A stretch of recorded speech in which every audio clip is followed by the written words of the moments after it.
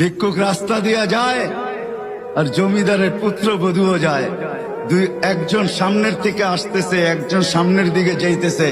দুইজনের ক্রসিং এর সময় ভিক্ষুকের গায়ের কাদা জমিদারের পুত্রবধূর গায়ে লেগে গেছে। সে দুনিয়া আন্দার করে ফেলছে, স্বামীকে টাইকা নিয়ে আসছে, বলছে ভিক্ষুক আমার কাপড় নষ্ট করে দিছে। সে শুধু ভিক্ষুক ছিল না, বৃদ্ধ ছিল।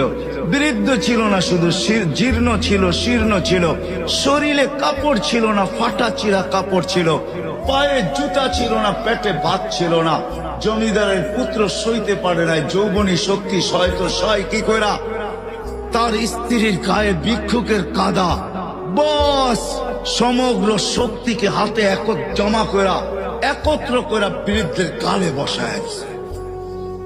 বৃদ্ধ কিচ্ছু বলে নাই, শুধু উপরের দিকে তাকায় দুই তিনটা শব্দ উচ্চারণ করছেন। শব্দগুলা হলো ইয়া মাল্লা।